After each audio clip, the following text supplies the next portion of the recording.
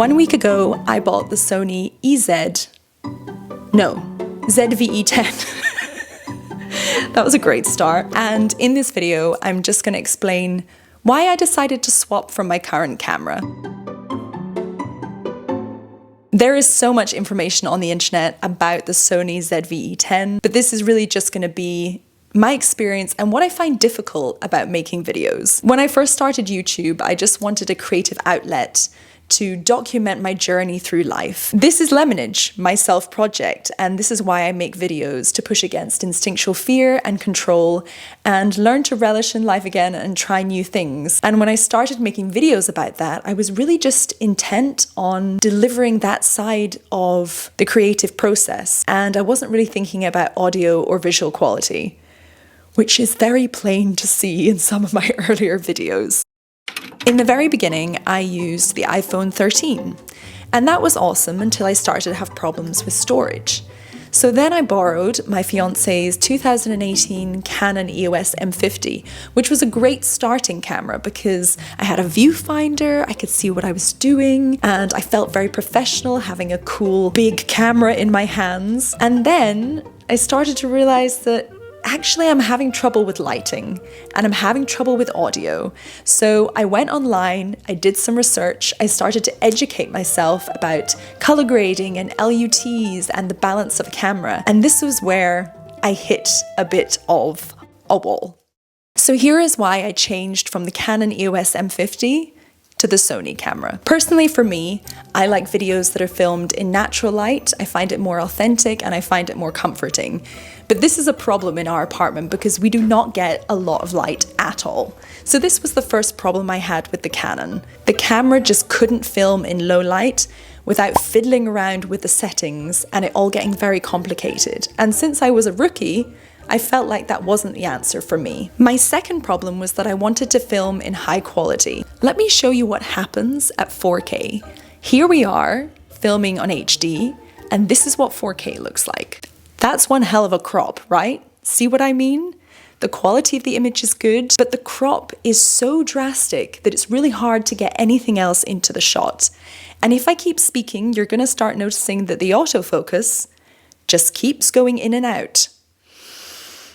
Turns out I wasn't the only one. Loads of people on Reddit are finding this very, very, very frustrating. On top of that, it's quite heavy, so it's not so convenient for carrying around and filming, but I'm also kind of hoping I can at some point get the DJI Osmo Pocket 3 for that particular issue. But you know, that's another expense. So how was I going to fix all of these issues? I delved into the internet a little bit, I did some research, and I decided that the best thing to do was to just upgrade to a newer camera that was a little bit more capable of fulfilling my needs.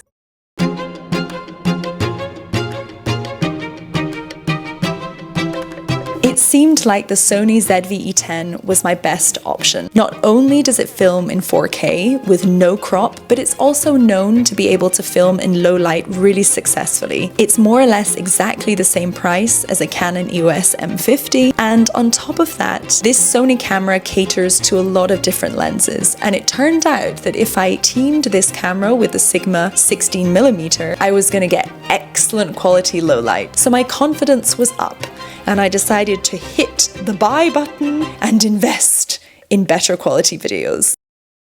It's 5 p.m. here in Vienna. It's dull and depressing and rainy outside, so I think the conditions are perfect to see how this Sony camera deals with the low light setting.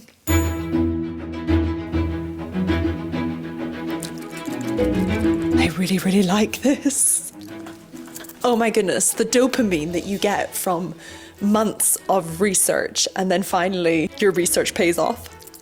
What do we think? What do we think? What is the difference? I'm so excited to see. Obviously there's only so much I can see in the viewfinder, but already it looks so much better, so much more even. There's a lovely background focus. Autofocus on my face is working really well. I'm so excited! It took me about 20 minutes to set up the camera, and in that time there were a few things that I noticed that are so much nicer on this camera as well. The port for the microphone block was always too far over, so the cable was always stretching and it just seemed to be badly designed.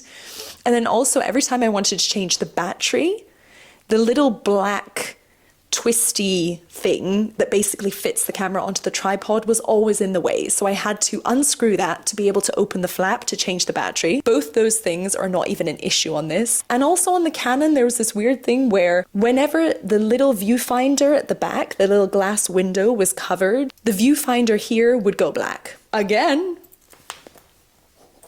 not happening with this one. Isn't this great? I am so happy. I think I need to have like a celebratory glass of wine. It feels so good to have done my research and to have taken a punt and just bought what I think is going to work. And here, it looks great. I am so excited for future videos. Ah! Oh, but the hair isn't hairing.